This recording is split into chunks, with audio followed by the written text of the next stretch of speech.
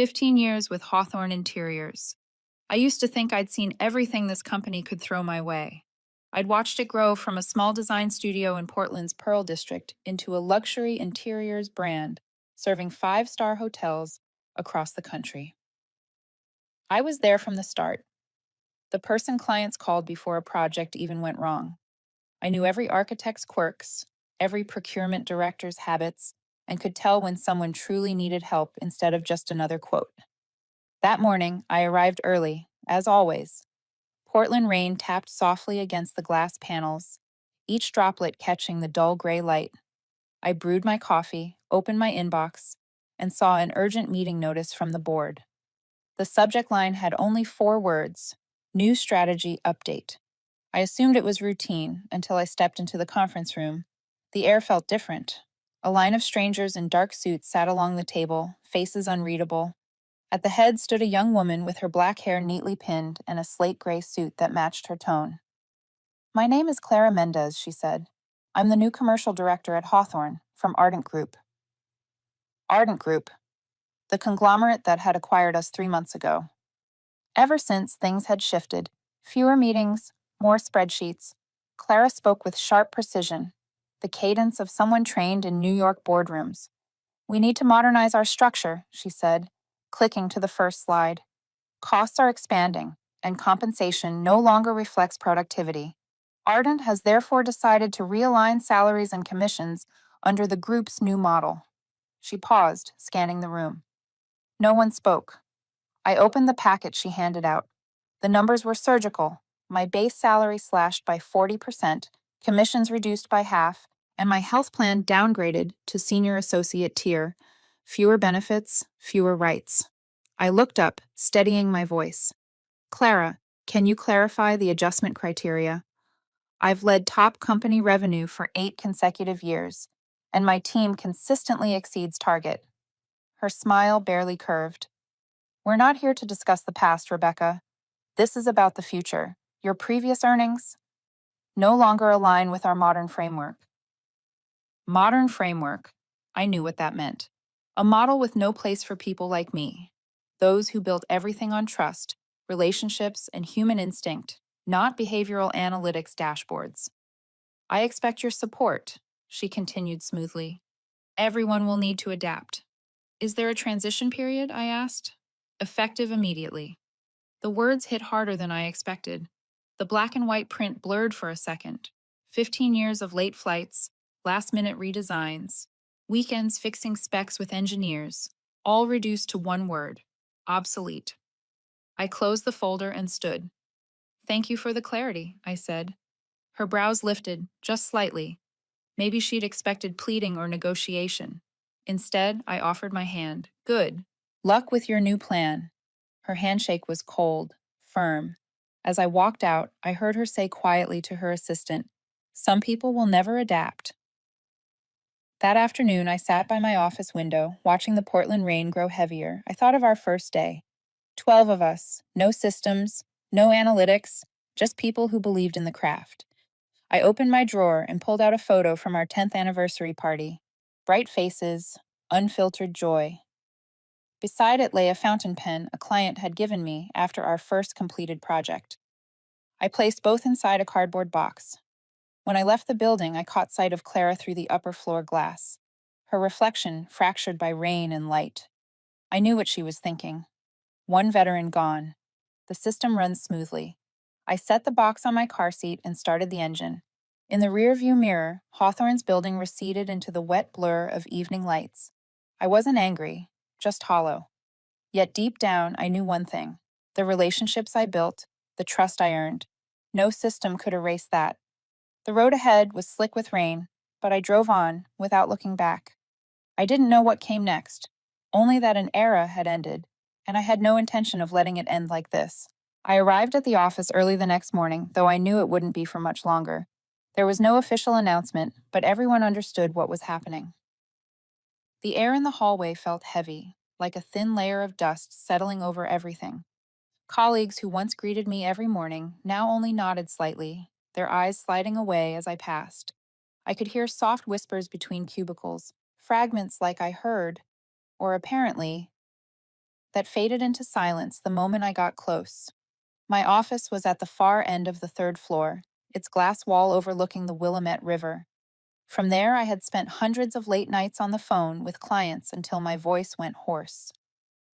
Now, only silence remained. I opened the drawer and began taking things out, one by one.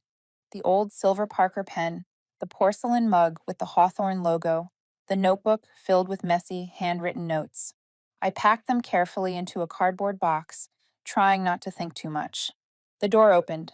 Eric, the chief financial officer and an old friend, leaned against the frame, looking tired. "Claire is calling a private meeting with the board," he said quietly. "She's planning to replace the entire senior leadership team." I gave a faint smile. "I guess I'm last on the list." He nodded. "I tried to tell them your accounts bring in nearly 40% of our commercial revenue, but they want to refresh the company image. You know, younger faces, data-driven strategies, all that talk." I closed the box and lifted it. "Don't worry, Eric. I'm not planning to stay just to become a symbol of the past." As I stepped into the hallway, Claire was speaking with two men in dark suits. The ceiling lights caught the blue sheen in her black hair. She turned, her expression unreadable, lips curling slightly. "Rebecca, no need to rush," she said, her tone sweet enough to sting. "We'll have someone collect your client files shortly." "I'm sure you will," I replied. "You always have a plan for everything." Her smile froze for half a second before settling back into place. I kept walking without looking back. At the front desk, the young receptionist stood up, looking unsure. "Ms. Lane, do you need any help?" "I'm fine," I said, setting my badge on the counter. "Just tell the team I said thank you, and remind them that no data set can preserve trust." I stepped outside. The Portland rain hadn't stopped, but it had softened. I opened my umbrella and stood for a moment, watching the glass building reflect the gray sky. 55 steps from the door to the parking lot. I counted each one. Every step felt like peeling away another layer of memory. As I unlocked my car, my phone buzzed. A message from Mark Reynolds, the procurement director at Mason Hotels Group. My most loyal client for over a decade. He wrote, "I heard Hawthorne's changing management. Are you still handling our account?" I stared at the text for a long moment. Memories surfaced. Late night. Video calls adjusting color tones. Site visits to check wood finishes under real light. Mason Hotels wasn't just another client. I knew their spaces, their rhythm, even the way Mark liked his coffee. I typed slowly, "Not for much longer, but I'm still here if you need someone who knows your projects by heart." I set the phone down and started the engine. Rain drummed softly against the windshield, steady as a heartbeat. In the rearview mirror, Clara was still there, standing by the upper floor window, arms crossed, watching the parking lot, not out of curiosity, not out of concern, but as if to make sure I was truly leaving. The road ahead was slick with rain as I turned toward the highway. I drove slowly, feeling both hollow and strangely free. I'd spent half my life keeping that company standing, and now they saw me as excess weight. But what they didn't understand was this. What I carried couldn't be boxed or filed away. It lived in my mind, my heart, and my contact list. At the red light, the glow reflected on the wet asphalt like a streak of liquid fire. Across the street was the cafe where my team and I met every Friday. Through the window, I saw two of my younger staff hunched over their laptops. They didn't see me, and I had no intention of going in. It was time for them to write their own chapter. When the light turned green, I made a left toward the Fremont Bridge. The city stretched out beneath the rain, lights blurring into mist. I didn't know what tomorrow would bring, but somewhere deep inside, a quiet spark flickered, a sense that this wasn't the end. Maybe I'd start again, somewhere new, where experience and trust still meant something. I pressed the accelerator, leaving the glass tower fading in the mirror. No tears, no anger. Only a silent resolve forming within me, like Portland rain, steady, unending, and unstoppable. 2 weeks later, my apartment was still cluttered with unopened boxes. I wasn't used to waking up without a meeting on the calendar, without a list of clients to call, without a countdown timer to the next presentation. I kept making coffee, opening my laptop, then closing it again. 15 years of habit don't disappear easily. On the 14th day, an email arrived with the subject line, Need to meet M. Everett. I recognized the name. Michael Everett, CEO of Everett Design Group, is a young firm in Seattle. I'd met him at the National Interior Design Conference last year. He was 38 then, sharp, fast talking, full of bold ideas, and he'd asked me a question I never forgot. How do you make clients trust you, not just buy from you? I told him, trust doesn't come from words, it comes from remembering their daughter's birthday. He laughed, and we've kept in touch since. The email said, heard you left Hawthorne. I'm looking for someone to lead our sales division. Can we meet? That afternoon, I drove nearly 3 hours to Seattle. Everett's office was in a red brick building overlooking the bay. No fancy reception, just a few sample panels on the wall and the faint smell of fresh paint. Michael greeted me with a firm handshake. I still remember your answer from last year, he said, motioning me to sit. We're growing fast, but losing connection with our clients.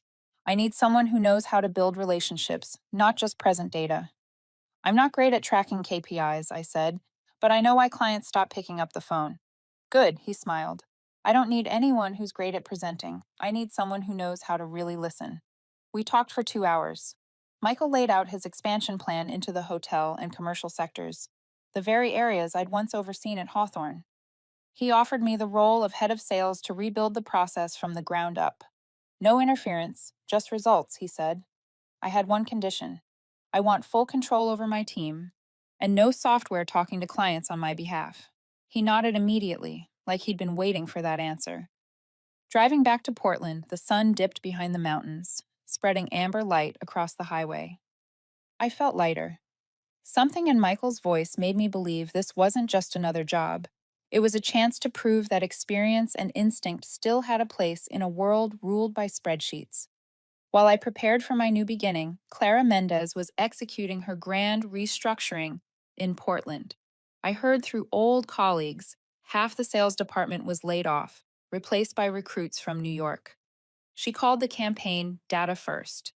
Every transaction digitized, every client reduced to a CRM profile where calls and emails were graded by algorithm. She told the press that Hawthorne was entering the age of automation. Those who stayed said Clara avoided direct client interaction. She believed algorithms understood people better than people themselves. I wasn't surprised. To her, data was everything. To me, data was only the beginning. The following week, I received the keys to Everett's small office in Belltown. It was just me and two new hires, Liam, a 27-year-old former interior designer, and Sophie, a recent graduate, bright and eager. I pinned a map of potential clients on the wall and hung an old photo of my Hawthorne team beside it. Why keep a picture from your old company? Sophie asked. To remember that every success starts somewhere else, I said, and to remind us that every client is a story, not a number. I called a few contacts, not to pitch, just to check in. They told me about Hawthorne's troubles, delayed contracts, distant clients, and longtime staff leaving one by one. I didn't feel triumphant hearing it, only sad. Clara's version of leadership had turned the company I once loved into a machine without a soul.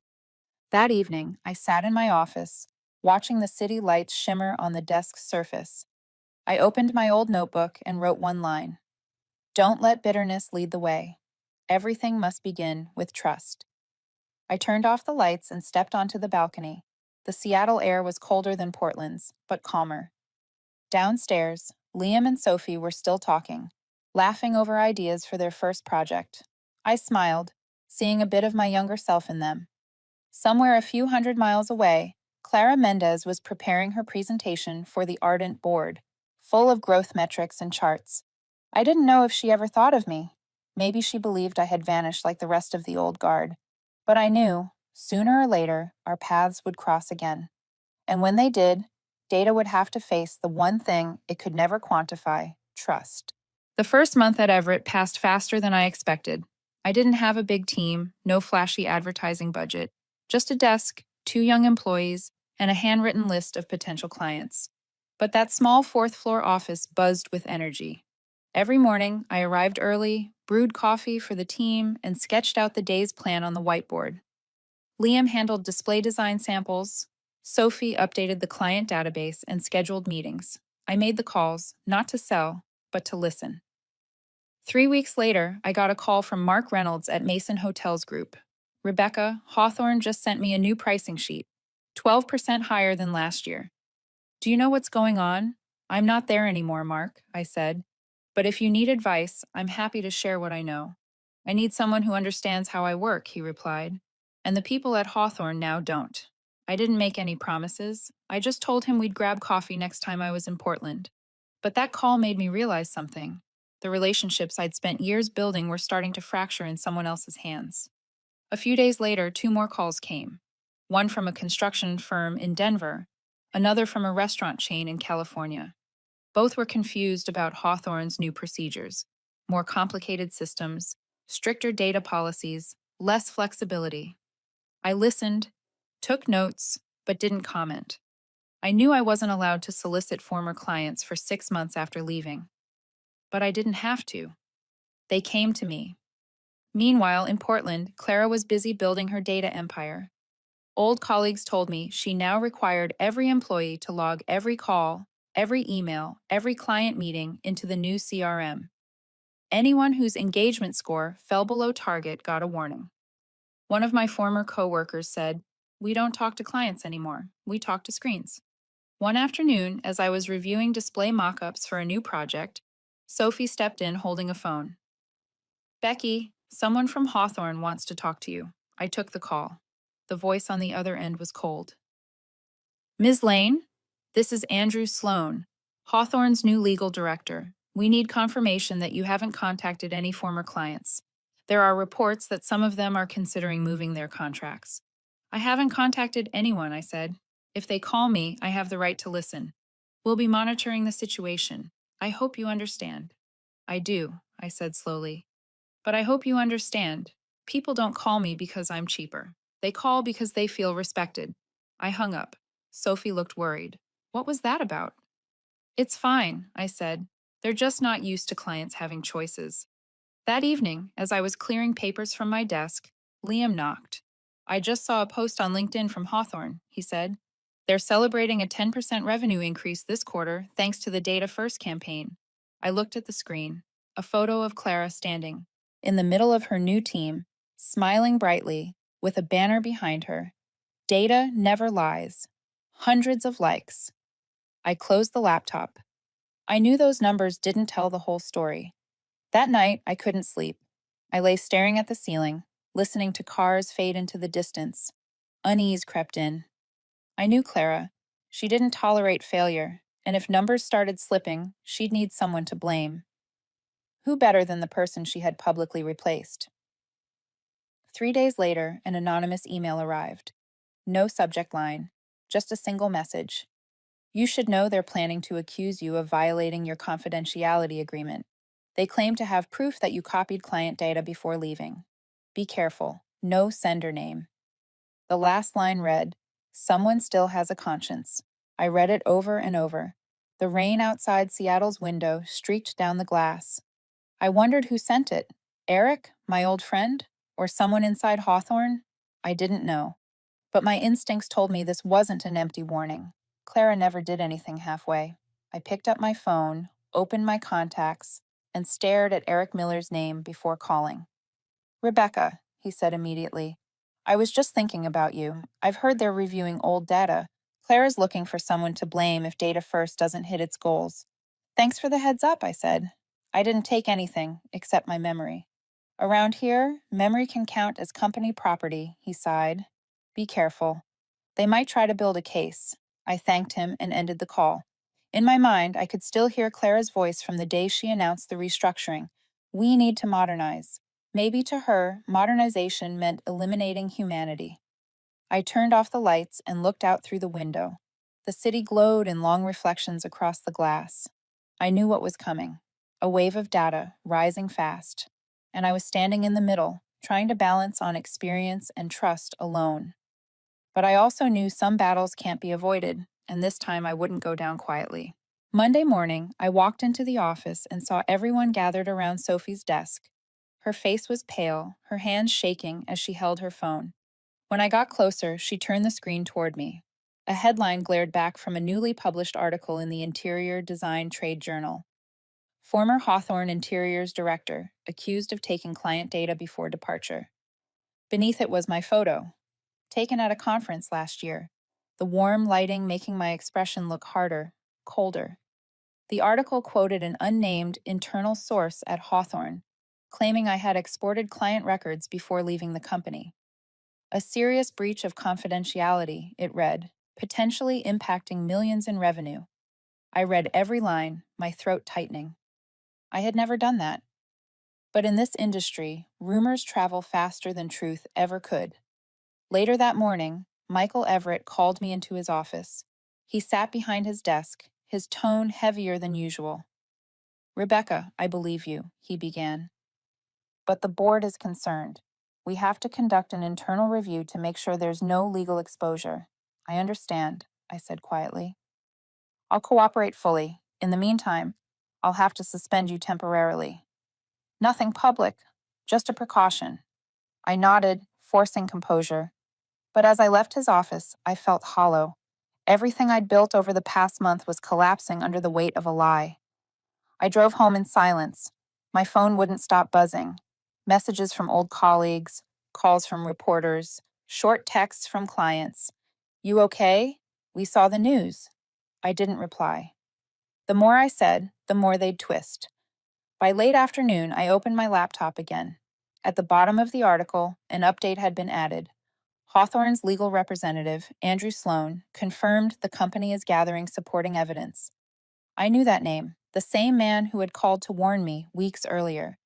I stood up, tried to make coffee, but my hands trembled, spilling water across the counter. It wasn't fear, it was anger. They were trying to destroy my reputation to protect their failing plan, and I knew exactly who was behind it. Clara. Night fell. Then came the doorbell.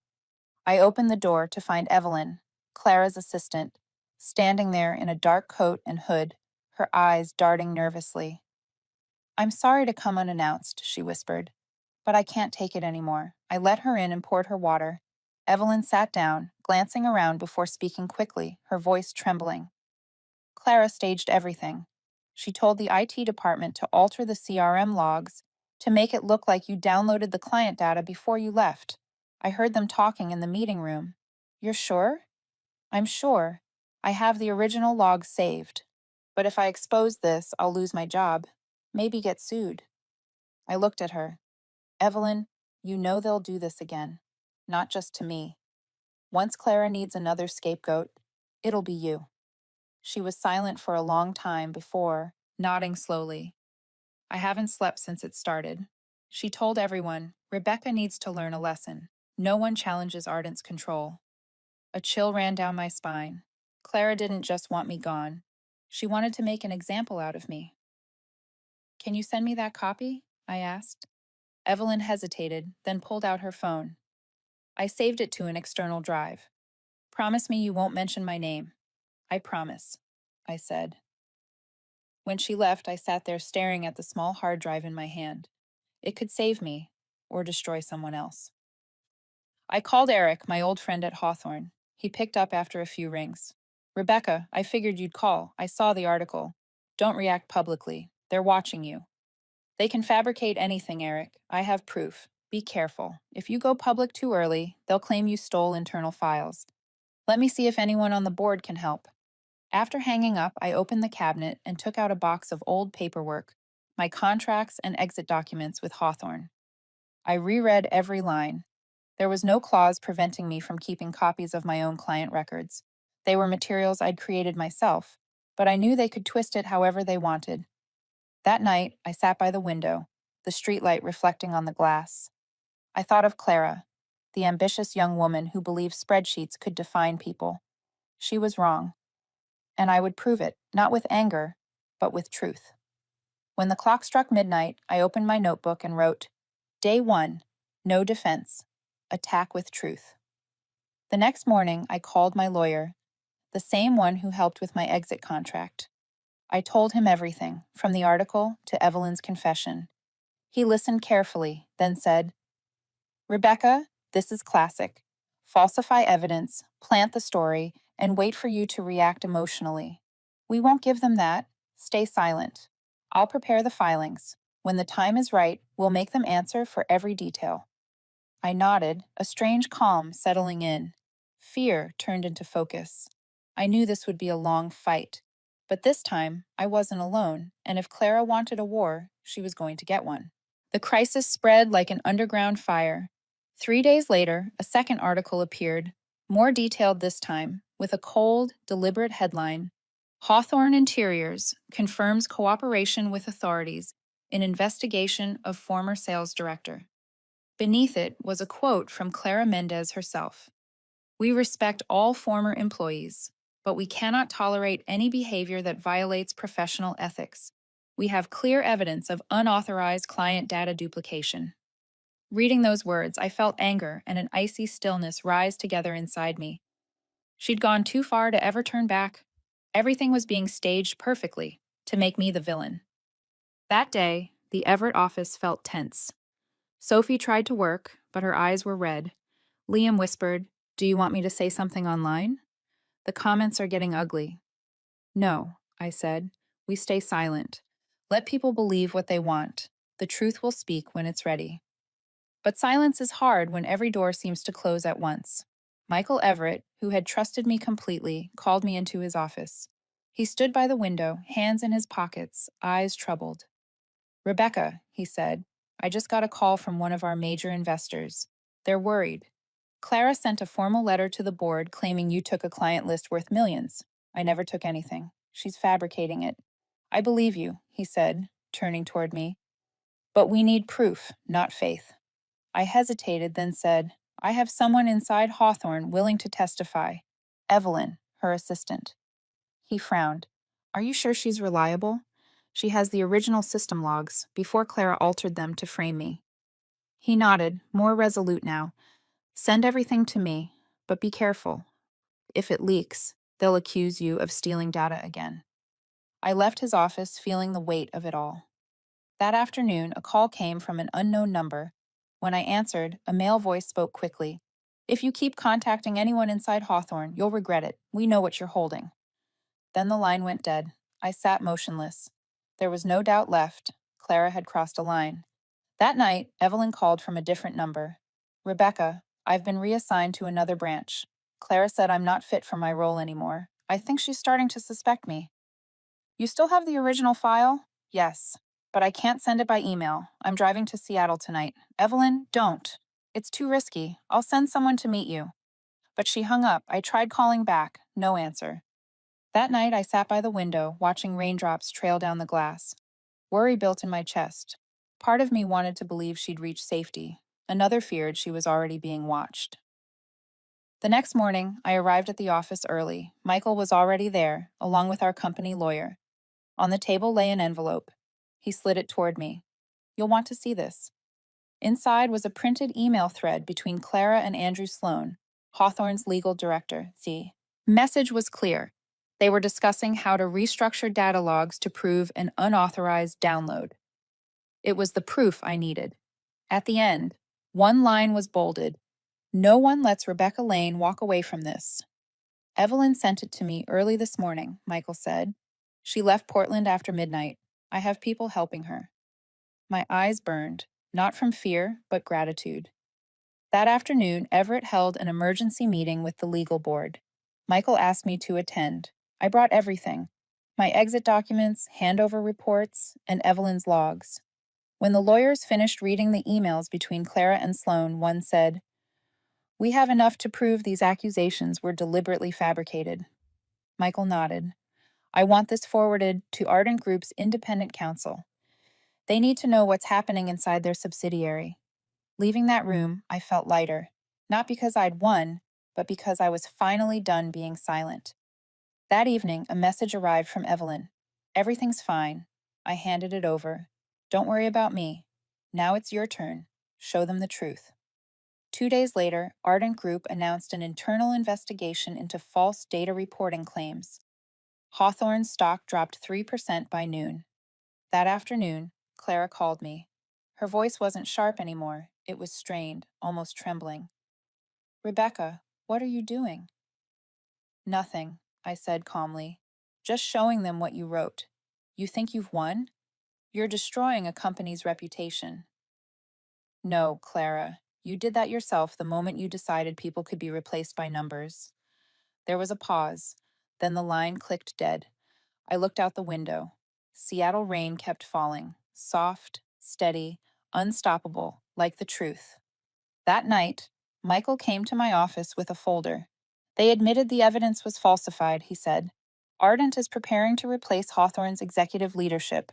He placed a hand on my shoulder.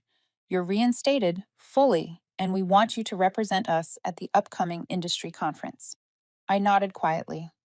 My thoughts went to Clara, the woman who once believed she could control everything with formulas and metrics. She'd forgotten that when trust is broken, data means nothing. I stepped outside, the sky clearing after the rain. The war wasn't over, but I'd reclaimed what mattered most, my integrity. And somewhere, Clara Mendez was realizing she'd lost what no system could ever restore, the truth. 3 weeks later, when Ardent Group's internal investigation was made public, I became the center of every conversation in the industry. The press began to shift tone. The same outlets that once smeared my name now carried new headlines. Former Hawthorne director framed in data scandal. Internal source reveals deliberate takedown. I didn't feel joy or vindication, only exhaustion. The past few weeks had been an endless stream of meetings, legal consultations, interviews, and briefings with Ardent's investigators. Michael kept reminding me, they need you here, Rebecca, but don't let this fight turn you into them. I understood what he meant. In a game of power, the hardest thing is not losing yourself. News from Portland poured in. Ardent's board had suspended both Clara Mendez and Andrew Sloan pending investigation. Many of my former colleagues had resigned from Hawthorne, some reaching out to Everett for work. I welcomed them, without asking questions. They didn't need to explain. I simply told them, here, we work the old way. We listen to clients, not to spreadsheets. The new team came together quickly. Each day, I could feel the momentum returning. Everett's office buzzed with life again. Former clients began to reach out, not just to ask how I was, but to sign new contracts. The first was Mason Hotels. Mark called me one Monday morning. Rebecca, they've raised prices again, he said, frustrated. Clara's turned collaboration into bureaucracy. I'd rather work with you, if you'll have us. I'd be honored, Mark, I said, a small smile breaking through after so many heavy days. And this time, I'll personally oversee every project. Within the next month, Everett Design Group signed 3 major deals, 2 of them previously held by Hawthorne. The media called it the quiet migration, clients leaving Hawthorne without needing persuasion. I said nothing about Clara to the press. I declined interviews centered on the investigation. All I said was one line, no one can fake trust. But deep down, I knew the game wasn't over. Clara was not the kind of person to accept defeat. One Friday evening, as I was about to leave the office, my phone rang. Unknown number, I answered. Rebecca. Her voice. Clara. I paused for a moment. I thought you weren't using this number anymore. You won, she said, her voice hoarse, tired. They suspended me. Reporters everywhere. Stocks crashing. Are you happy now? Clara, I said quietly, I never wanted to destroy you. I just refused to be a lie someone else wrote. She laughed bitterly. You play the moral saint so well. You think you're any different from me? You wanted to win too. You just learned to look cleaner doing it. I took a slow breath. Maybe you're partly right. I wanted to win, but the difference is I know when to stop before losing myself. Silence. Then softer, she said, Ardent won't keep me. They need a scapegoat. You know how this game works. I do, I replied. And I also know every game has its limits. You don't get it, Rebecca. In this world, if you're not ruthless, you're replaced. I was just ahead of my time. They weren't ready for that. No, I said. You didn't get ahead. You lost your way. And there's no data set to guide you back. There was a pause. Then her last words came quietly. If you ever lose everything, you'll understand me. I opened my mouth to reply, but the line went dead. I sat still, watching the Seattle skyline bathed in a red sunset. I thought of Clara, not as an enemy, but as a distorted reflection of myself. ambitious, proud, terrified of being forgotten. Maybe if someone had once shown her how to trust, things could have been different. The next morning, Michael called me into his office. Rebecca, the Ardent Board wants you to present Everett's client retention strategy at next week's industry conference. I want you to represent us. I looked at him and nodded slowly. I will. But I don't want it to be a speech about success. I want to talk about trust, the thing everyone seems to have forgotten. He smiled. That's exactly why I chose you. That evening, I sat alone in the office. Rain tapped softly against the glass roof, just like the night I left Hawthorne. I opened my old notebook. On the first page was the line I'd written months ago. No defense. Attack with truth. I turned to the last page and added one more line. Sometimes, truth isn't just a weapon. It's the only place left to survive. Outside, the city lights glowed against the dark sky. The road ahead was still long, but I wasn't afraid anymore. I had nothing left to prove. The truth had already done that for me. One crisp autumn morning in Seattle, I stepped onto the stage at the National Design Business Conference, where the biggest names in the industry had gathered. Below me were hundreds of familiar faces: CEOs, presidents, investors, journalists. I had stood here many times before, but this time was different. Not to sell, not to promote, but to speak about the one thing that made everything else possible: trust. Michael Everett introduced me with a brief speech. There are people who remind us what business is truly built on. Not numbers, but people. Rebecca Lane is one of them. When he stepped aside, the stage lights fell on me. I took a deep breath. The noise around me seemed to slow. Then I began. 15 years ago, I thought success came from saying the right thing at the right time, from persuading people. But over time, I learned that real success comes from listening. Listening to your clients, listening to your team, and listening to your own conscience. I paused. The room was silent. We live in the age of data, and that's wonderful. But if every decision is made from spreadsheets alone, we forget that numbers don't thank you, and they don't forgive you when you break your word. A few heads nodded. I continued, steady and clear. I once worked for a company where data became a god. Every action was scored, every relationship reduced to a formula. And what did they lose? The one thing no system can measure: trust. I looked directly into the crowd, but I also learned this: trust can be rebuilt if we dare to put people back at the center. When I finished, the applause started softly, then grew stronger, echoing through the room. I didn't look for faces. I just knew someone out there truly heard me. Afterward, dozens came to shake my hand. Some journalists asked for interviews, but I declined. I didn't want this story to become another headline. I wanted it to stay where it belonged, in the hearts of those who listened. As I was about to leave, a familiar voice called from behind. "Beautiful speech, Rebecca." I turned. Clara Mendez stood there. I wasn't surprised, just still for a moment. She wore a beige suit, her hair shorter, her face thinner, her eyes tired. The icy confidence she once had was gone.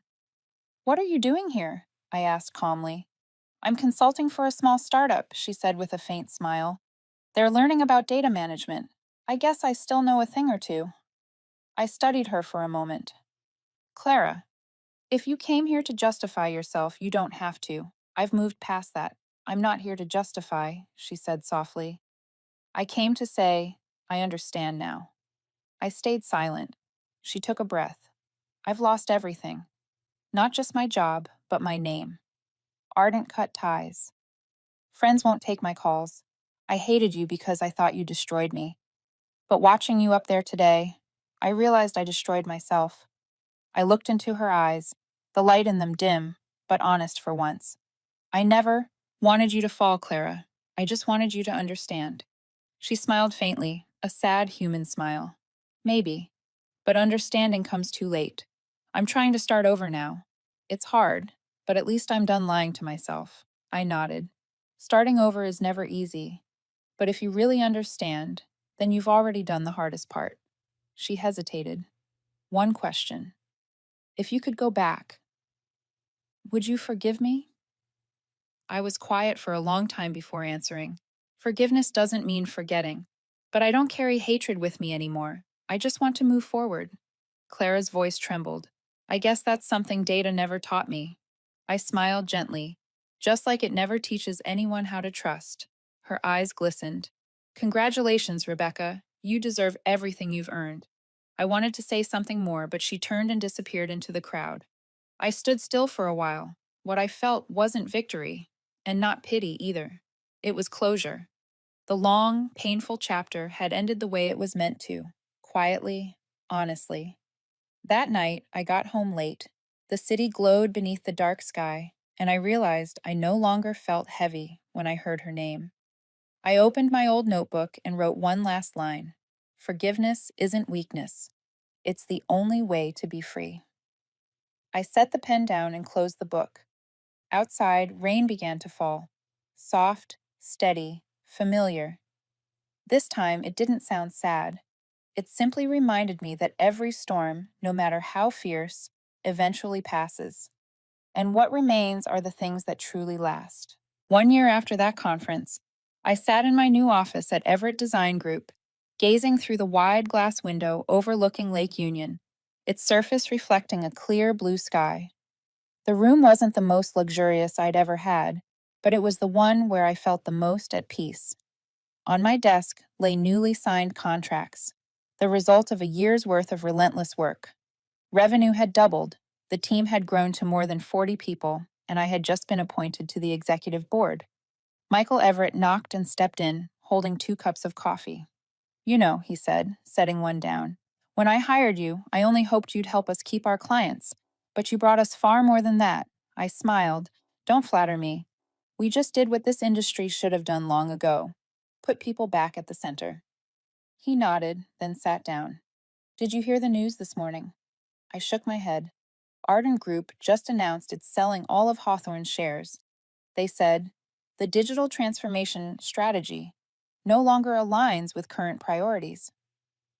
I stayed silent. The news didn't surprise me, but it stirred something in me. A quiet, complicated ache. Hawthorne, the place where I'd spent 15 years of my life, the place that had once felt like home, was now just another number in a corporate acquisition. Michael went on. Apparently, a group of local investors is buying it. They want to bring the company back to craftsmanship and service values. He smiled. Sound familiar? I nodded softly. The circle closes. After he left, I sat for a while, staring at the client map on the wall. Red pins marked new projects spreading across the country. I opened a drawer and pulled out an old photograph, the Hawthorne team from 10 years ago, laughing freely at the camera. I placed it next to a small wooden clock, a gift from an old client. Both reminded me that every beginning has value, even if it doesn't end the way we imagined. Later that afternoon, as I was preparing to leave, Sophie entered. Becky, she said, someone's here to see you. No appointment. Name? She said her name is Clara Mendez. I paused for a second. Send her in. A few minutes later, Clara walked through the door. She looked completely different. Her long hair was now cut to her shoulders, her outfit simple, her sharpness replaced with quiet composure. But her eyes, they still held light, softer now.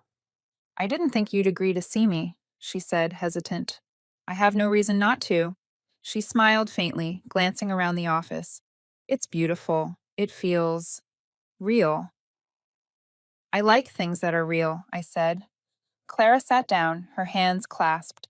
I'm consulting for a small firm now. No reputation, no power, but maybe that's what I needed.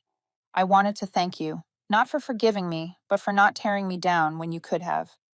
I stayed quiet for a moment. I never wanted to destroy anyone. I just wanted the truth back.